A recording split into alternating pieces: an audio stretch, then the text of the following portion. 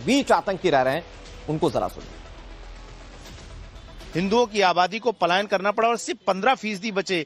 इन आरोपों को, आयोग की रिपोर्ट को आप लोग कैसे देखते हैं, क्या जवाब देंगे? कोई पलायन नहीं किया, सब यहाँ मिलजुल कर रहते हैं।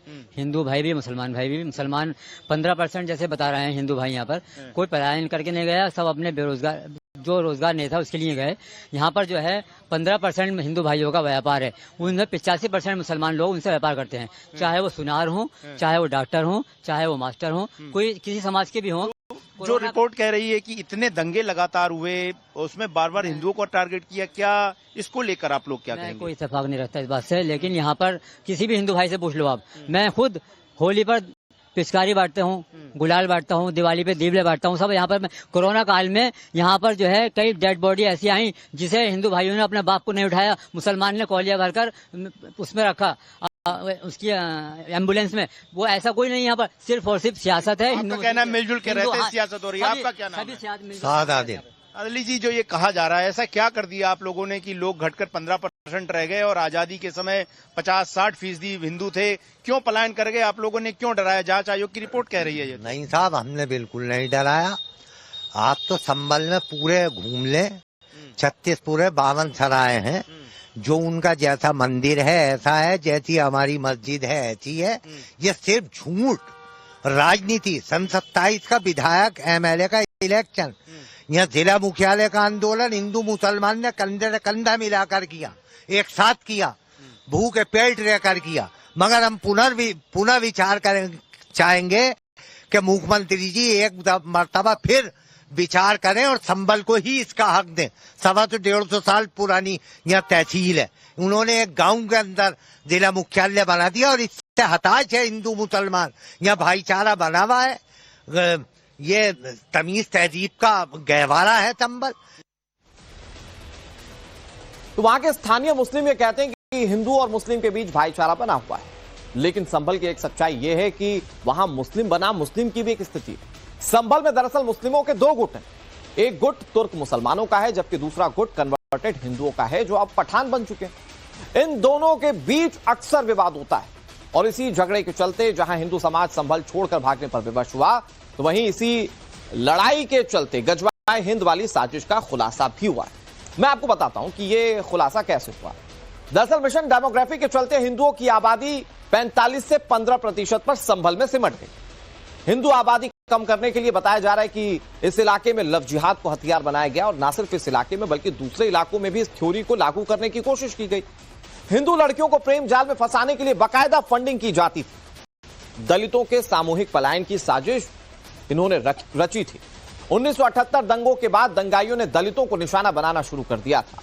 उन्हें या तो कन्वर्ट किया या भगा दिया गया। दंगों की पिछली सरकारों का संरक्षण, यह बात भी इस रिपोर्ट के जरिए कही गई। बच्चियों के साथ दुराचार की बातें भी सामने आई। दंगे और दुष्कर्म के बाद दंगाइयों पर कोई FIR दर्ज नहीं हुई। अब पौराणिक तीर्थस्थलों पर दंगाइयों ने कब्जा कर लिया। हिंसा भड़काने वालों में समाजवादी पार्टी के सांसद जियाउर रहमान बर्क का नाम भी शामिल है। CAA विरोध में बर्क ने 6 दिनों तक जबरन बाजारों को बंद करवाया था। अब इस पर संभल के हिंदुओं ने चिंता जताई। वो किस तरह से रिएक्शन दे रहे हैं, जरा उन्हें सुनिए। तमाम लोग हैं, हम उन्हीं से बात करते हैं। क्या नाम है साहब आपका? गगन वार्ष्णेय। गगन जी, ये बताइए, 15% हिंदू घटकर रह गया है, क्या ये आबादी 15 से बढ़कर और ज्यादा हो, डेमोग्राफिक संतुलन हो, सरकार के प्रयासों को देखते कैसे देखते हैं और क्या मन में आप लोग के चल रहा है अभी? 45 से 15 आने में तो काफी वर्ष लगे, लेकिन 15 से 10 आने पर मैं समझता हूं कि पिछले 8 महीने, 9 महीने, 10 महीने जो 24 नवंबर की घटना के बाद से रहे हैं, मैं समझता हूं जो अब इस समय पलायन चल रहा है वो बहुत तीव्र गति से चल रहा है। ऐसा क्यों? वो ऐसा इसलिए कि 24 तारीख के बाद और निरंतर लोग अपने आप को असुरक्षित महसूस कर रहे हैं संभल में। उनको नहीं लग रहा कि हम कहीं सुरक्षित हैं। और उसके बाद जो अभी पिछले महीने जो मुख्यालय की जो अब तक की कसमकशी के संभल में आएगा, जब जो इतनी बड़ी वारदात हुई है, संभल के लोगों को सुरक्षित करने के लिए जो हमारी सरकार है वो कुछ सोचेगी और जो हमारा मुख्यालय है उसको संभल में स्थापित करेगी। ये मांग भी हमने जो आयोग आया था उससे भी की, हमने अपनी बात रखी। हम सोच रहे थे हमारी बात वहां तक पहुंचेगी, मैं नहीं समझता कि नहीं पहुंची, लेकिन क्या कारण रहे वो उसको उठा के यहाँ से 30-35 किलोमीटर दूर संभल से बना दिया गया। अटल सत्य है कि संभल से हिंदुओं का पलायन हुआ। कश्मीर से भी हुआ। कश्मीर से जो पलायन हुआ और संभल से जो पलायन हुआ है उसमें कोई अंतर नहीं है। संभल में जो विषम परिस्थितियां हैं वो कश्मीर में भी ऐसी उस समय विषम परिस्थितियां थी। जब 1988 में सब वहां से 1990 के दरमियान जो वहां से लोगों ने भागा है तेजी से, वो क्रम यहां पे चालू हो गया।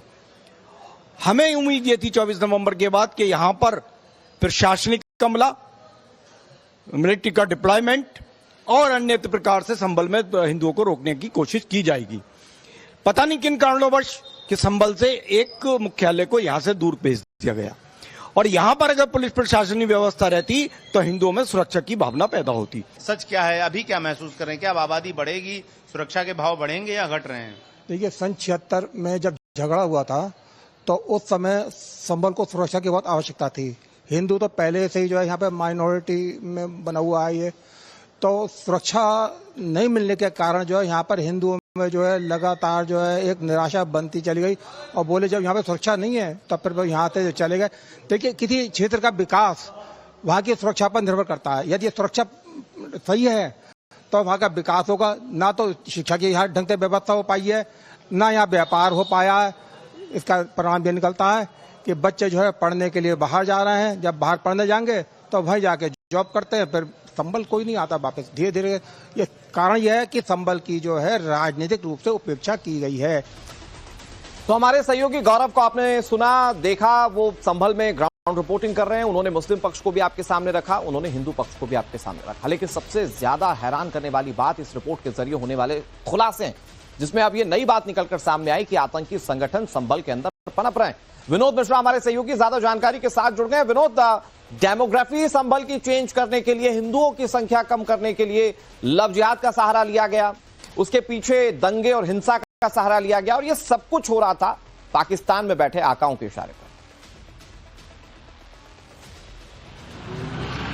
देखिए, बिल्कुल जो रिपोर्ट न्यायिक आयोग ने सबमिट की है मुख्यमंत्री को, उस रिपोर्ट से जो जानकारियां मिल पा रही हैं वो बेहद हैरान करने वाली हैं। और इतनी खतरनाक कॉन्स्पिरेसी संभल में हो रही थी एक लंबे वक्त तक, और कहा जा रहा कि ये सब कुछ सियासी संरक्षण के वजह से था। वहाँ पर उस दौरान जो सरकारें रहीं उन सरकारों ने बाकायदा इसको शेल्टर दिया, इसी वजह से ये सब कुछ वहाँ पे होता रहा। कहा यह भी जा रहा है कि संभल जो था वो शायद पहला प्रयोगशाला था उत्तर प्रदेश में लव जिहाद का। किरोड़ी मल और चमन लाल जैसे परिवारों की बेटियों को जो है लव जिहाद में फंसाया गया, और ऐसे तमाम ऐसे मुस्लिम युवा थे जो एक गुट बनाकर एक कॉन्स्पिरेसी के तहत जो है ऐसी हिंदू लड़कियों को प्रेम जाल में फंसाया करते थे और उनकी शादियां उनसे शादी करते थे। तो ये जो लव जिहाद का पूरा नेटवर्क की शुरुआत हुई वो संभल से हुई है। कम से कम इस रिपोर्ट के जरिए इस बात पर मुहर लगती है। और जिस तरह की जिक्र आप कर रहे थे, तमाम ऐसी बातें इस रिपोर्ट के जरिए सामने आई है कि तमाम जो टेररिस्ट ऑर्गेनाइजेशंस हैं संभल के जो मुस्लिम युवा थे उन संगठनों में रहे हैं। आईसिस से भी लिंक जुड़ा है संभल का। तो ये जो इन्फॉर्मेशन अब आ रही है बाहर वो बहुत ही हैरान करने वाली है। और इसीलिए कल परसों जब रिपोर्ट सबमिट हुई उसके बाद से जो उत्तर प्रदेश का गृह विभाग है वो लगातार इस रिपोर्ट को लेकर मंथन कर रहा है कि आखिर और इस बात की उम्मीद भी की जा रही है विनोद कि जब